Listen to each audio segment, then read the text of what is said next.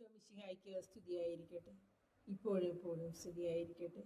ഇന്ന് വായിക്കേണ്ട സുവിശേഷ ഭാഗം വിശുദ്ധ യോഹന്നാൻ എഴുതിയ സുവിശേഷം 12-ാം അധ്യായം 1 മുതൽ 11 വരെയുള്ള തിരുവചനങ്ങൾ.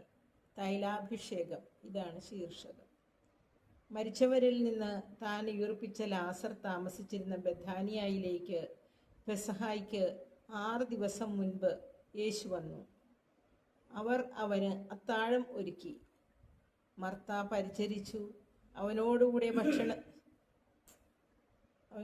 ഭക്ഷണത്തിനിരുന്നവരിൽ ലാസറും ഉണ്ടായിരുന്നു.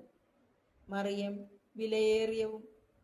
വിലയേറിയതും ശുദ്ധവുമായ ഒരു കുപ്പി നാർദീൻ സുഗന്ധ തൈലം എടുത്ത് യേശുവിൻ്റെ പാദങ്ങളിൽ പൂശുകയും തൻ്റെ തലമുടി കൊണ്ട് അവൻ്റെ പാദങ്ങൾ തുടയ്ക്കുകയും ചെയ്തു. തൈലത്തിൻ്റെ പരിമളം കൊണ്ട് വീട് നിറഞ്ഞു.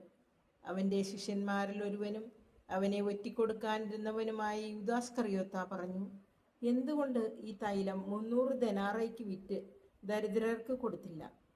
അവനിത് പറഞ്ഞത് അവന് ദരിദ്രരോട് പരിഗണനയുണ്ടായിരുന്നത് കൊണ്ടല്ല, പ്രത്യുത അവൻ ഒരു കള്ളനായിരുന്നത് കൊണ്ടും പണസഞ്ചി അവൻ്റെ കയ്യിലായിരുന്നത് കൊണ്ടും അതിൽ വീഴുന്നതിൽ നിന്നും അവൻ എടുത്തിരുന്നത് കൊണ്ടുമാണ്.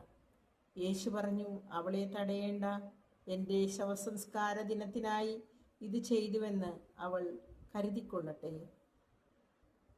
ദരിദ്രർ എപ്പോഴും നിങ്ങളോടുകൂടെയുണ്ട്, ഞാൻ എപ്പോഴും നിങ്ങളോടൊത്തുണ്ടായിരിക്കുകയില്ല. അവൻ അവിടെയുണ്ടെന്നറിഞ്ഞ് വലിയ ഒരു ഗണം യഹൂദർ അവിടേക്ക് വന്നു.